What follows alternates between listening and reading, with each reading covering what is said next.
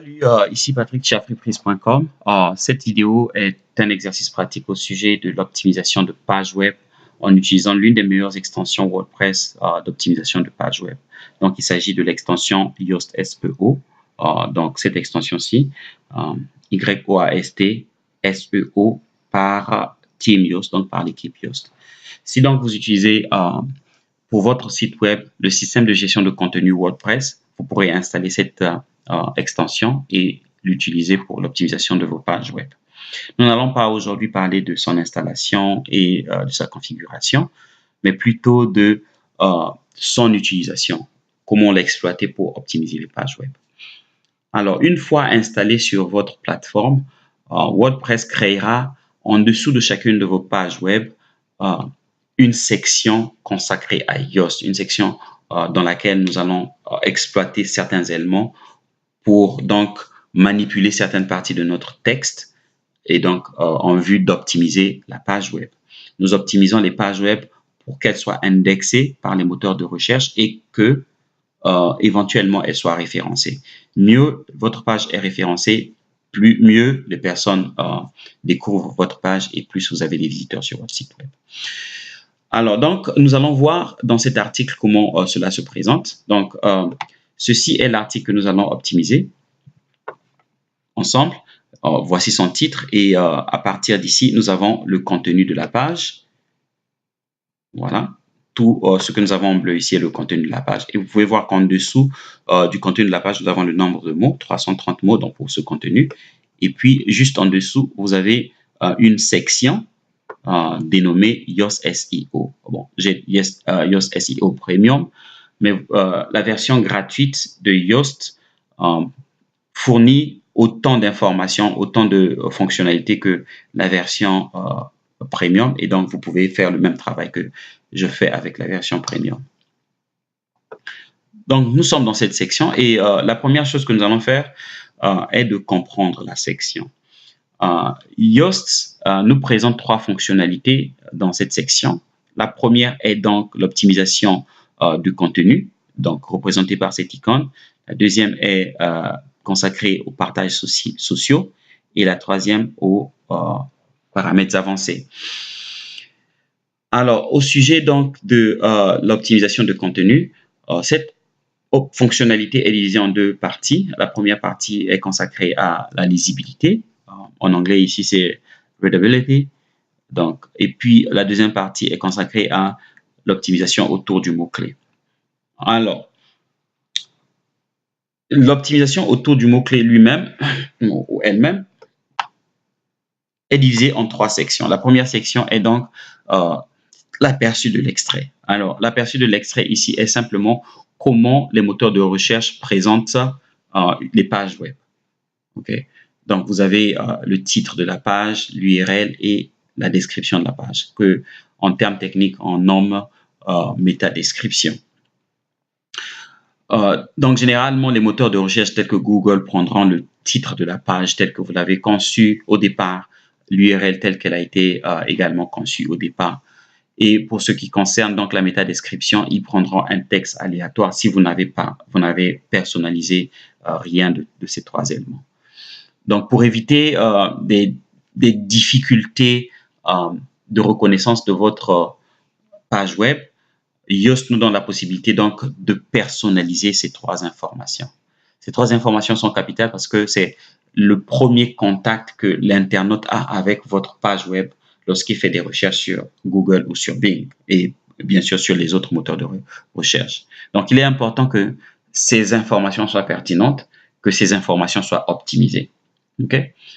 Et donc, Yoast, comme je le disais tantôt, nous donne la possibilité de personnaliser ces informations et d'y introduire donc du contenu consistant, du contenu convaincant. Nous pourrons le faire donc en cliquant sur modifier l'extrait ici et donc nous pourrons modifier le titre de notre page web, modifier l'URL et enfin la métadescription. Et nous verrons les modifications s'opérer de manière live dans cette section. La deuxième section de l'optimisation autour du mot-clé est consacrée donc à la saisie et donc la présentation du mot-clé principal. OK. Puisque nous allons optimiser autour d'un mot-clé principal, nous devrons l'indiquer et nous l'indiquons dans ce champ-ci. Alors, mot-clé ne veut pas forcément dire un mot. Il peut désigner un groupe de mots ou une expression.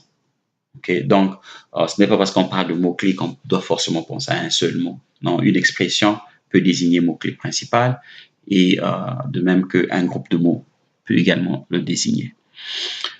Donc, l'optimisation non seulement de l'aperçu du texte ou de l'aperçu de l'extrait, mais également du contenu de notre page web, donc de ce contenu-ci, tournera autour d'un mot-clé principal que nous devrons indiquer. Il existe des outils qui peuvent vous permettre et qui peuvent vous aider dans la recherche, le choix et la création, la conception des mots-clés. Certains de ces outils sont, je vais citer au hasard, Google AdWords, Noble Samurai, sont des outils en ligne qui peuvent vous aider à faire ce travail. Nous ferons certainement une vidéo au sujet de la recherche de mots-clés, mais nous n'y sommes pas aujourd'hui. Retenez simplement que le mot-clé constitue donc l'expression, le groupe de mots utilisés par les internautes pour trouver une certaine information. Donc, pour trouver un bon mot-clé, nous devrons nous mettre dans la peau des chercheurs, dans la peau des internautes et nous poser la question, qu'utilisent-ils pour trouver, donc pour demander à Google de leur donner des résultats contenant les informations contenues dans votre page web.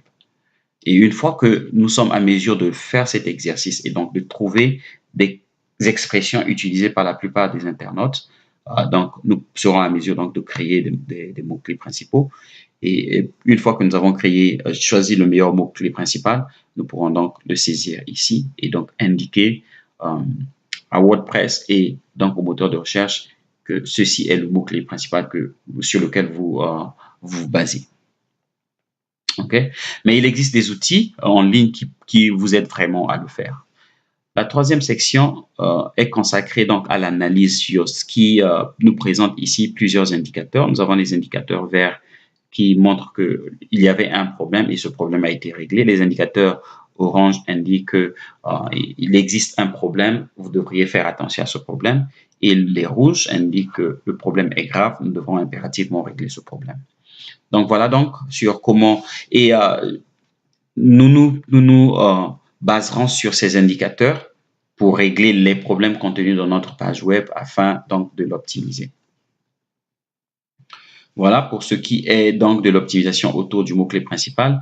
La deuxième partie de donc l'optimisation de contenu est consacrée à la lisibilité de notre texte. Alors, Yoast fera une analyse de notre texte et nous dira où sont les problèmes relatifs à la structuration de notre contenu, la structuration de notre page.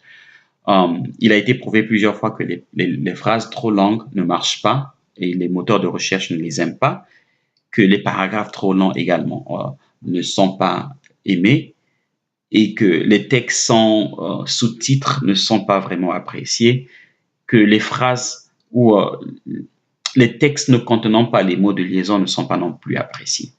Donc, nous voulons construire des phrases de moins de 20 mots, des paragraphes de moins de 150 mots et les textes après chaque sous-titre contenant moins de 300 mots. Nous voulons être sûrs que nos phrases sont reliées les unes aux autres par des mots de liaison qui sont soit des conjonctions de coordination ou de subordination et tout ce genre de mots. Nous voulons être sûrs que notre texte répond à certains de ces critères. Donc, Yoast fait l'examen de notre texte et nous indique où sont les problèmes de telle sorte que nous les réglions. Je vais couper cette idée à ce niveau, juste pour permettre aux personnes qui sont en zone de connexion à Internet à bas niveau d'être à mesure de suivre toutes les vidéos ou de suivre tout ce tutoriel parce que le chargement d'une longue vidéo prend beaucoup de ressources. Donc, restez scotchés et suivez donc l'optimisation en tant que telle dans la deuxième partie. Merci.